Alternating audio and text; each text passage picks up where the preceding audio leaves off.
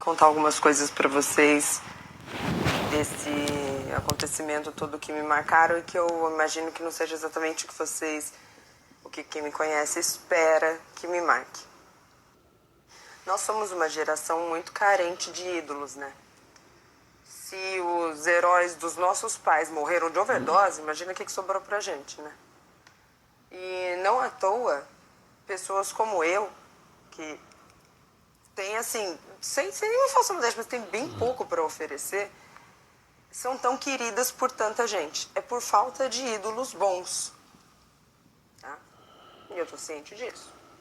Além disso, qualquer pessoa que teve, como eu, uma criação muito solta, sabe? Eu não meus pais são separados, eu tava cada dia na casa de uma pessoa, morei com a minha avó, morei com a minha tia, morei com não sei quem. Então, assim, por não ter tido, assim, eu sinto inerentemente, às vezes, a falta de um mentor, sabe? De um cuidador, de alguém a quem olhar, sabe? Mais do que um ídolo, mas alguém a quem olhar e a quem prestar.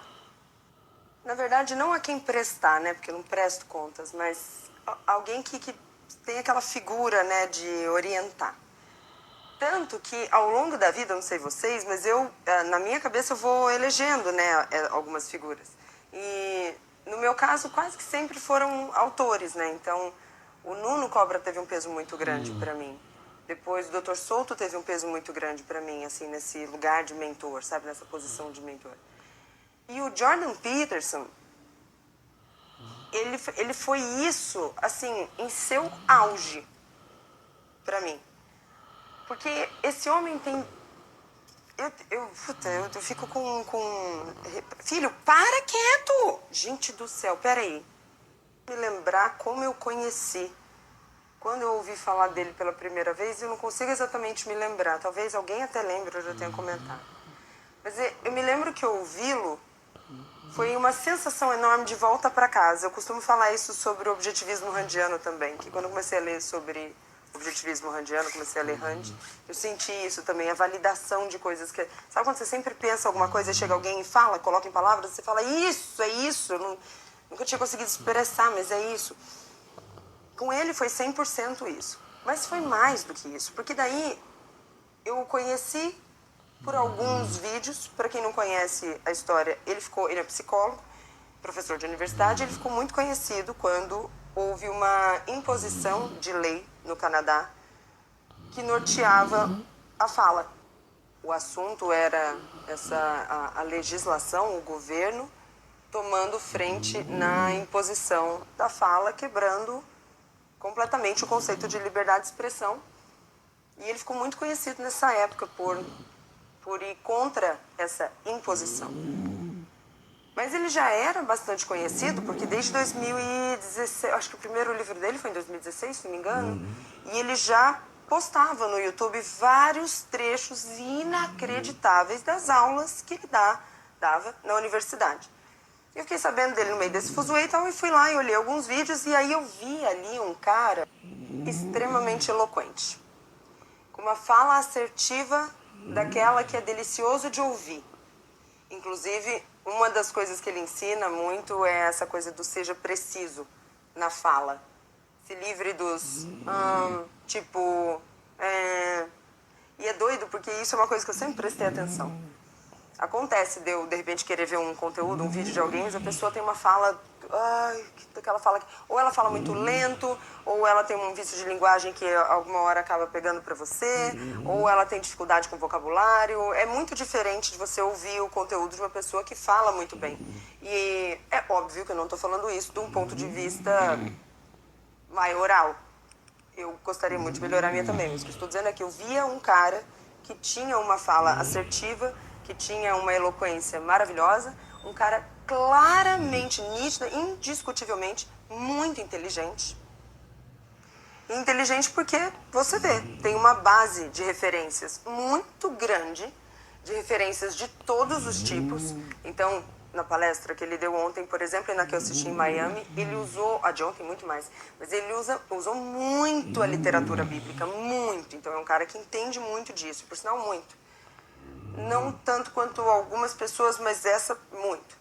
Ao mesmo tempo, você vai ver sempre ele fazer analogias com personagens de clássicos, sempre, como ele vai sempre usar personagens icônicos do Dostoiévski ou de um filme da Disney, ele consegue associar isso tudo, essa base teórica, com a realidade e colocar na praticidade do que a gente vive. Para mim, isso torna ele tão inteligente. E eu vi esse cara ali falando dos assuntos mais importantes para o nosso tempo. E veja que coisa, quando eu digo os assuntos mais importantes para o nosso tempo, alguma pessoa pode pensar assim, alguma cabeça pode falar assim, então ele fala sobre aquecimento global. Então ele fala sobre identidade de gênero. Então ele fala sobre Ele fala também, tá? Mas não. Quando eu falo os assuntos mais importantes para o nosso tempo, eu falo de coisas pequenas. Porque, e essa frase é dele, as coisas pequenas da vida são a maior parte. Então eu ouvi aquele cara falando sobre casamento, sobre amizade, sobre noção do dever, sobre você, a sua relação com a vida. E aí eu fui pro livro dele, pro 12 regras para a vida. Que é um livro, por sinal, que eu tinha ouvido falar mal. Hoje, pensando aqui, para mim fica óbvio, eu tinha ouvido falar mal de quem não tinha lido. Mas eu entendo o preconceito porque ele tem tudo que me faz não chegar perto de um livro. Ele tem cara de autoajuda, ele tem nome de autoajuda, ele tem anúncio, propaganda de autoajuda. Mas eu sou a macaca velha disso porque tenho no meu currículo os 5 linguagens do amor, que também tem cara de autoajuda, nome de autoajuda, capa de autoajuda e é um baita de um livro. Então eu fui lá e fui ler. 3, 4 capítulos ali, você já se liga que tem uma coisa ali que é legal. E aí não tinha ainda sido lançado o segundo, as outras 12 regras para a vida. E aí, ouvindo muitas palestras dele e tal, eu fui para o Mapa dos Significados, que é um livro que eu tenho ele em inglês, e ele pra mim, ele é inacabável. Não adianta, é um livro que eu já aceitei que eu nunca vou terminar, porque mesmo quando eu virar a última página, eu vou precisar ler outra vez. É um livro que você não lê de cabo a rabo, então, puxa, eu lembro que, passei os primeiros meses retornando nos primeiros conceitos. É um livro muito denso. É tipo a Ação Humana do Mises, também nunca vou terminar. Tá lá, você vai lá, pega, lê, solta, vem, anota e tal. Às vezes você lê um parágrafo ali que você fala, puta, vou ter que ir lá ler outro negócio pra poder entender isso aqui, enfim. E fui ouvindo as palestras e fui tal, não sei lá. E aí quando eu tava em Miami, alguns anos atrás, a Fabi, minha amiga, de que eu tô morrendo de saudade, foi comigo, me levou pra assistir uma palestra dele desse jeito, ao vivo. Tem inclusive um vídeo no arquivo, na primeira temporada, esse aqui que eu estou deixando aqui, em que eu comento sobre essa palestra e falo também sobre o tratamento que estava fazendo na época e sobre o momento. Eu lembro que me chamou muita atenção, logo que a gente chegou para o evento, é muito diferente o modo como se vestem as pessoas que vão num evento do Jordan Peterson. Porque um dos ensinamentos dele, um dos 200 mil, é sobre você se colocar no lugar de adulto, se vestir como um adulto, né? Claro que não é tão superficial assim, ele consegue levar isso para várias outras esferas. Bom, foi sensacional, eu me lembro até hoje, nitidamente daquela palestra. Bom, minhas anotações estão aqui até hoje, né? Eu consigo anotar. E desde então, parei de acompanhá-lo, segui acompanhando e tal, e eu troco muito com os meus amigos sobre isso, né? É difícil que você tenha vivido 5 minutos na minha presença e não tenha ouvido alguma coisa que o pai Peterson fala, porque é o pai Peterson, ele fala, eu obedeço. E um dos amigos com quem eu sempre troquei muito sobre isso é o Paulo Bilinski. Porque o Paulo tem uma admiração pelo Jordan Peterson, assim, da minha pra mais. E a gente sempre falou muito, a gente sempre troca muito sobre os ensinamentos dele.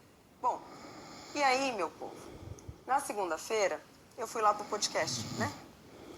E essa semana tá sendo uma semana assim, ó, filha da mãe. Eu não tenho chance de conseguir entregar, eu já até abandonei algumas ideias do que eu ia entregar, assim, a ideia de entregar tudo que eu tinha.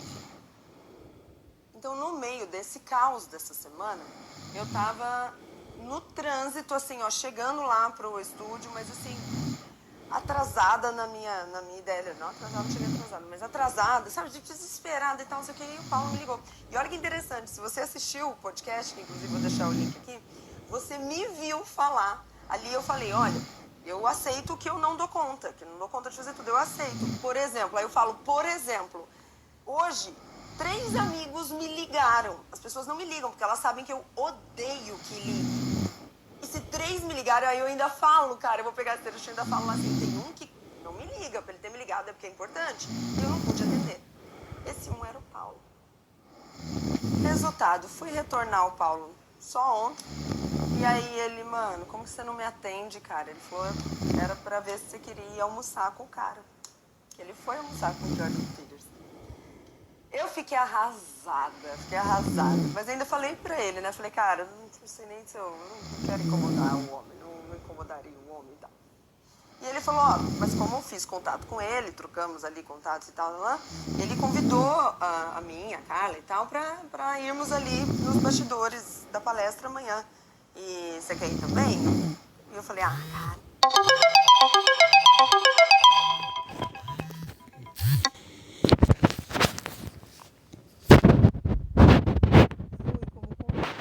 Resultado, fui retornar o Paulo só ontem, e aí fui como... Então, no meio desse caos dessa semana, eu tava no trânsito, assim, ó, chegando lá pro estúdio, mas assim, atrasada na minha ideia. Não atrasada, não cheguei atrasada, mas atrasada, sabe, desesperada e tal, não sei o que, e o Paulo me ligou. E olha que interessante, se você assistiu o podcast, que inclusive vou deixar o link aqui, você me viu falar. Ali eu falei, olha, eu aceito que eu não dou conta, que não dou conta de fazer tudo, eu aceito. Por exemplo, aí eu falo, por exemplo, hoje, 3 amigos me ligaram. As pessoas não me ligam, porque elas sabem que eu odeio que ligue. E se 3 me ligaram, aí eu ainda falo, cara, eu vou pegar esse trecho e ainda falo assim, tem um que não me liga, pra ele ter me ligado é porque é importante, e eu não pude atender. Esse um era o Paulo. Resultado, fui retornar o Paulo só ontem, e aí ele, mano, como que você não me atende, cara? Ele falou, era pra ver se você queria ir almoçar com o cara. Ele foi almoçar com o Jordan Peterson. Eu fiquei arrasada, mas ainda falei pra ele, né? Falei, cara, não sei nem se eu não quero incomodar o homem, não incomodaria o homem e tal. E ele falou, ó, mas como eu fiz contato com ele, trocamos ali contatos e tal, lá, ele convidou a mim, a Carla e tal, pra irmos ali nos bastidores da palestra amanhã. E você quer ir também? E eu falei, cara, não quero incomodar.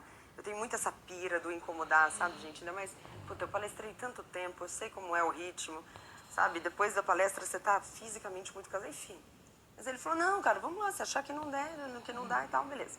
Bom, fui até o evento, fui como convidada da Brasil Paralelo, que foi muito gentil, a Isabela Antunes, que entrou em contato comigo muito tempo atrás e me convidou. Para vocês terem ideia do nível da correria do que eu tô falando. E Isa, ainda te falei isso ontem à noite quando te encontrei.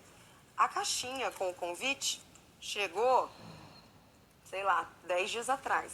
E eu não abri ainda. O evento já foi ontem. Eu já fui. Mas a caixinha eu nem consegui abrir. Olha que coisa linda. Olha isso, chiquérrima caixinha. Com o convite que não é papo de papel, sabe? Olha, uma garrafinha chique que tem isso aqui, sabe? Eu não consegui nem abrir, eu fui abrir agora. Mas enfim, fui. Aí, fui com o Paulo e com Carla. Fui nervosa. Só que, gente, pensa, e eu mantendo o tempo todo em mente. Caraca, eu só não quero incomodar esse cara. Cheguei lá, não foi muito fácil chegar até onde eu ia ficar. Eu quero, inclusive, pedir desculpas para todo mundo que eu encontrei antes da palestra, porque eu consegui dar um oi muito de qualquer jeito, tirei umas fotos muito de qualquer jeito. Assim, pô, tem foto que eu tirei de dentro do carro. Não consegui realmente dar atenção. Eu tava com o meu ombro assim, ó, perto da orelha, de tão tensa que eu tava. Com o negócio de estar todo mundo ali, eu não consegui dar atenção e não saber... Enfim, eu tava todo muito... A palestra dele começou, a Tami falou primeiro, a esposa dele, e aí ele falou depois, em todo momento, cara, absorvendo aquilo, pensando, cara, como eu queria que as pessoas tivessem, assim, noção da dimensão do que ele fala, que sensacional. Sensacional. Enfim, quando terminou, o Paulo falou, vamos lá. que o cara da organização dele lá, o cara direto lá dele, veio chamar o Paulo, falou, vamos lá com os seus convidados, tal, tal. Eu falei, vamos deixar ele e tal, chegamos lá. Fora que eu tinha visto ele, gente, logo que eu entrei no estacionamento, ele tava passando. E aí eu ainda falei no carro, falei, gente, acabei de respirar o mesmo ar que ele, babado. Aí a hora que eu vi, eu falei, não, deixa ele lá. E o Paulo, não, vamos lá, tá. Beleza, entramos na sala. Gente,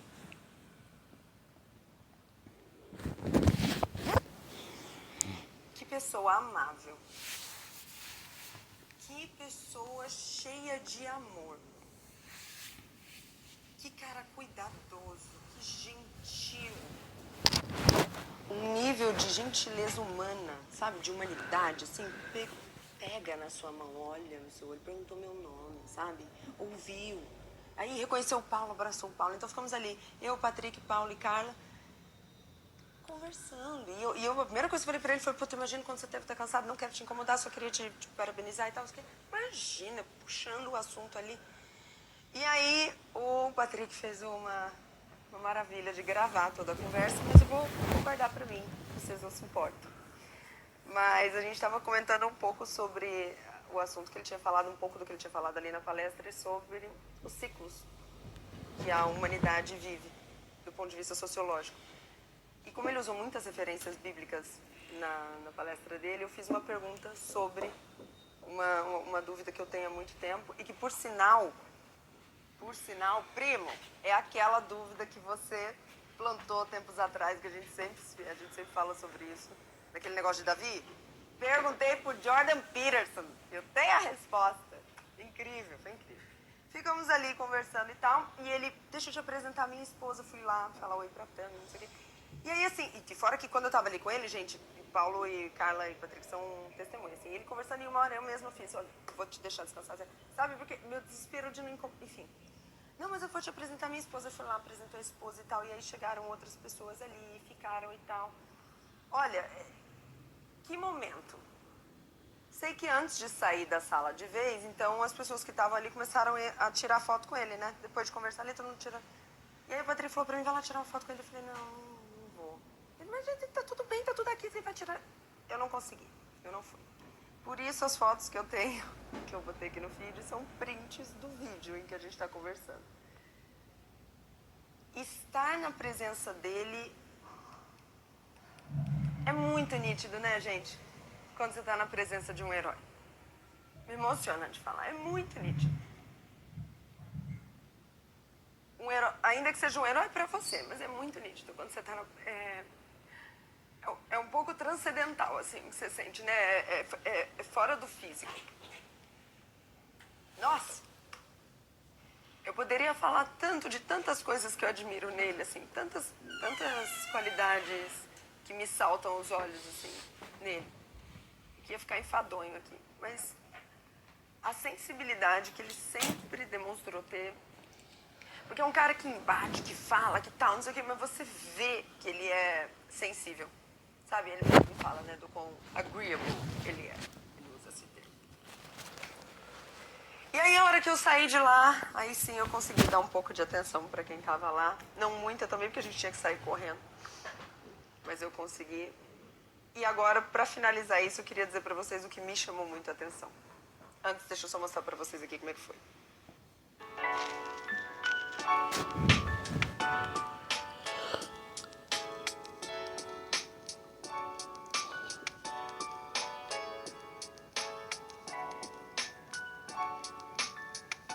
E aí agora, pra terminar esse assunto, eu queria mostrar pra vocês o que me chamou muito a atenção.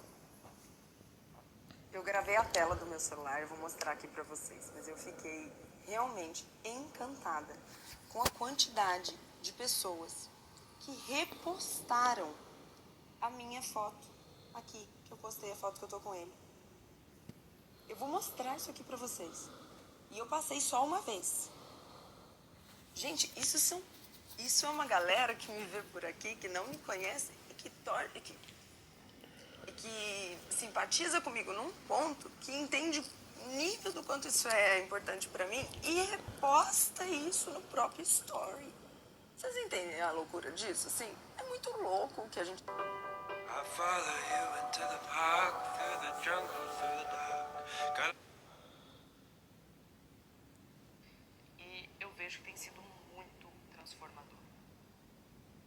E eu quero fazer um convite para você tentar deixar de ser uma pessoa menos reclamona e trazer soluções. Sabe o que você perceberá?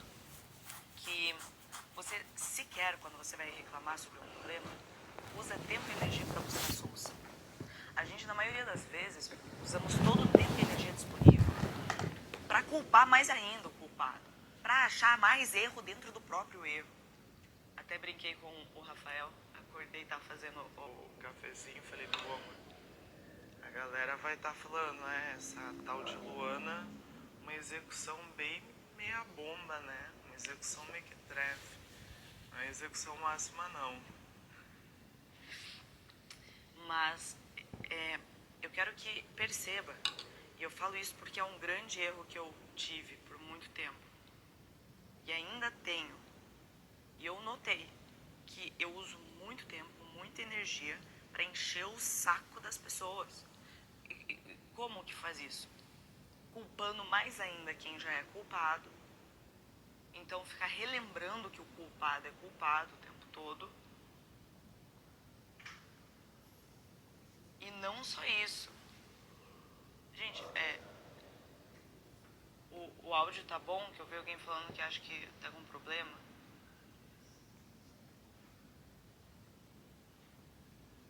Ó. E o segundo passo é de deixar o problema mais problemoso. Então, é assim, ó. Por exemplo, beleza, a gente já entendeu quem é culpado. Aí você faz questão de ficar apontando o dedo, ainda mais quando você não é o culpado, claro, da situação. Você fica apontando o dedo. Tipo, não, mas é fulano, eu avisei, é fulano. Tá, a gente já entendeu. Ou, por exemplo, não, mas veja só, o problema é muito maior que imagina, não é só isso que vai acontecer, e isso vai implicar nisso, que vai dar de problema disso lá na frente. Temos que parar com esse vício. É muito feio. Eu mesma acho muito feio fazer isso. E eu faço isso, mas tenho feito cada vez menos. Daí é importante você estar do lado de alguém que extrai de você o teu melhor. O Rafael olha pra mim e fala, para de reclamar, você não é criança. Qual é o teu objetivo? Vamos lá. Às vezes ele fica tão bravo comigo porque eu sou pessoinha. Vocês conhecem o meu áudio legal, vocês conhecem meu áudio. Vocês conhecem o meu lado legal, vocês conhecem o meu lado bacana. Mas vocês não têm noção de quão chato, insuportável e peçonhento eu posso ser. Aí o que acontece? O Rafael olha pra mim e fala, amor, seguinte, se você for continuar só relembrando o quanto o problema é problemoso e o quanto fulano tem culpa, ou enfim, a pessoa tem culpa, e não for me ajudar a pensar numa solução, eu vou levantar e vou sair. E é assim, sabe? Vou levantar e vou sair. E aquilo me pega de um jeito que, pelo amor de Deus, aquilo me deixa 10 vezes mais bravo, tipo assim. Então, e ao longo do dia, como essa atitude do Rafael respingou em mim, eu comecei a refletir ao longo do dia sobre, de fato, parece que é gostoso reclamar. Eu não sei se vocês já perceberam isso, mas em algum nível parece que é gostoso você ficar se lambuzando com o próprio problema. Sabe quando você está triste e daí escuta uma música pra ficar mais triste ainda? O que você tá rindo aí? Nossa, eu não acredito que eu acabei de derrubar. Amor, você pega um paninho pra mim rapidinho, por gentileza? Só pra... Então, é isso, a gente fica se lamuriando e achamos bonito, encontramos prazer na lamúria. Isso tem que acabar. Ninguém prospera dessa forma na vida. Pessoas que vão longe são pessoas que são exploradores de soluções. O que é buscar solução? Ah, Luana, não está no meu alcance. Em algum nível está. Sabe por quê? Se você não tem uma capacidade ativa como um agente de mudar as circunstâncias, você pode ser um agente de acalmar outras pessoas que estão envolvidas no problema e de passar segurança para essas pessoas. Olha que loucura. Então, se eu não posso resolver o problema diretamente, é o meu dever, no mínimo, ser uma laranja não podre e contaminar positivamente as pessoas ao meu redor.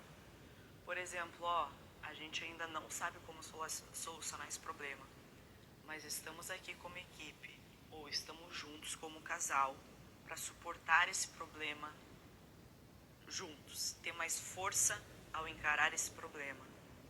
Seremos um o porto seguro do outro, porque senão tudo entra em um desastre completo. Imagina só, né? Acontece uma pandemia da vida, acontece um negócio maluco, fora de que ninguém tem controle. E você vai ficar desesperado, chorando, saindo gritando, arrancando os cabelos? Você precisa ser a estabilidade em um lugar instável. Você precisa trazer calma, segurança. Eu tenho trabalhado cada vez mais para conseguir ser essa pessoa. O Rafael, ele tem essa habilidade muito desenvolvida já de fábrica. O Rafael é uma pessoa que a cada surto que eu dou, ele tá lá falando, calma. Ele me traz segurança, não é só... E veja só, trazer segurança é completamente diferente de você se iludir. Ai, tudo vai dar certo no final, gente. Às vezes as coisas não vão dar certo no final. Eu defendia muito isso um tempo atrás. Hoje em dia eu continuo defendendo a ideia de que às vezes as coisas não vão dar certo no final quanto a gente imagina. Mas não é essa que é a questão. A questão é, estarei preparado quando as coisas não derem certo no final? Claro que estarei esperando que darão, mas se não derem, será que eu tenho pulso para aguentar? Então, a pessoa que só caça o problema e que deixa o problema mais problemoso, o culpado mais culposo, ela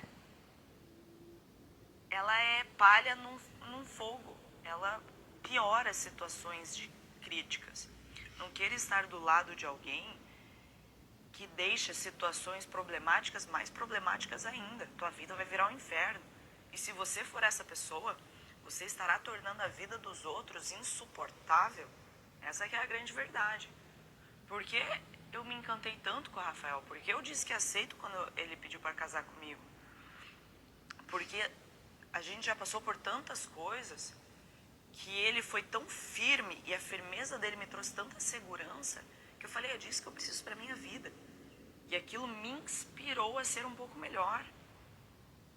Então, hoje o meu chamado para essa live, é claro que a gente começou de uma forma muito, a partir brincando, poxa, uma forma cômica, algo muito triste, eu não acordei no horário. Tinham muitas pessoas me esperando que mandaram mensagem. Eu fiquei muito triste, de verdade, com isso, mas assim, e daí óbvio que a gente faz brincadeirinha aqui, brincadeirinha ali, só que primeira coisa, eu não aceito meu erro.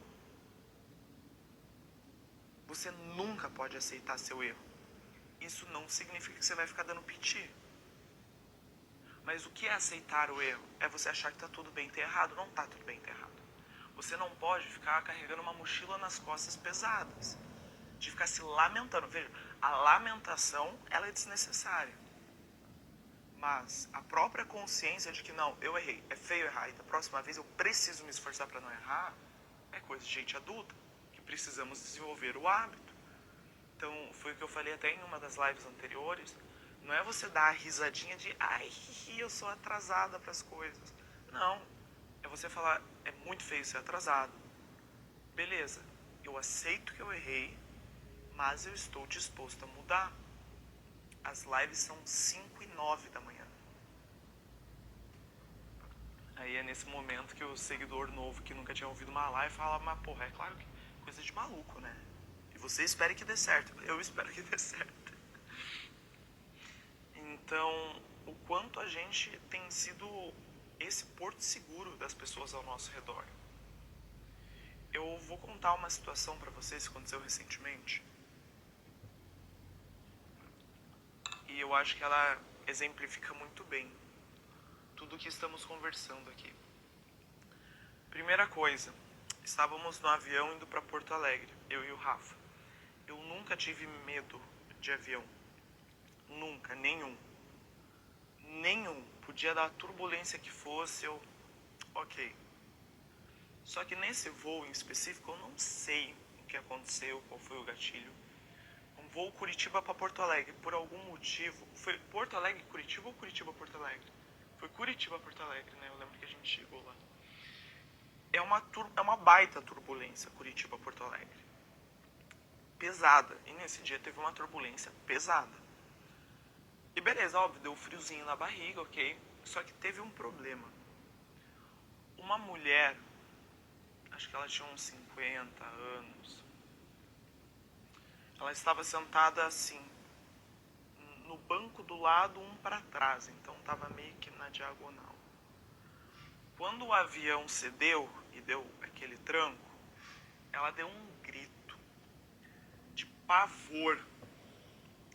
Ai, um grito, eu não consigo replicar para você. E ela começou a gritar, ai meu Deus, o avião, meu Deus. E daí tinha umas crianças sentadas na frente, começaram a chorar. Porque o grito dela foi tão contagioso, assim. E aquilo, eu acho que foi algum gatilho, eu não sei o que foi. Me deu uma ansiedade. Eu comecei a suar frio e eu nunca tive medo de avião. O meu coração acelerou de um jeito. E daí essa mulher passou aquele primeiro grande tranco. Ela deu uma risadinha. Aí o Rafael olhou pra ela, tipo, meu, o que tá acontecendo? E aqui que eu vou falar. Esse é o grande problema. Ela olhou pro lado, deu uma risadinha e falou, ai, fiquei nervosa, desculpa, pessoal. E ela deu risada, tipo, ok, não tô aqui pra julgar o que aconteceu. E daí ela começou a rir durante o voo, falar o que. Só que, e daí depois, o avião ainda deu alguns trancos, assim. E aquilo começou a me desesperar. Eu não sei qual foi, se foi o grito dela, mas tem... E eu fiquei o resto do voo com muito pavor. O Rafael olhava pra mim, ele viu que eu tava tensa, eu nunca fico tensa em voo. E onde eu quero chegar aqui? Em situações de pânico, o pânico gera mais pânico que a situação pavorosa. Quem é psicólogo aqui entende disso? De fobias e esse tipo de pânico. O medo é tão contagioso. E, perdão, eu estaria agora pisando num terreno que não é da minha expertise. Mas eu lembro que quando eu li eu acho que foi em Sapolsky. Comportamento é o que eu mais leio, então Sapolsky, provavelmente. Eu não sei qual dos livros dele que foi. O cheiro do medo, o medo tem cheiro, tá? Ele é contagiante. Contagioso. É contagioso ou contagiante, meu bem? Ele é contagioso. Literalmente. Se você pôr um monte de pessoa num lugar e colocar roupas suadas e esse suor de medo, elas ficam com medo. Então, assim, isso é humano. Assim como a risada, ela é espalhada, o riso é contagioso,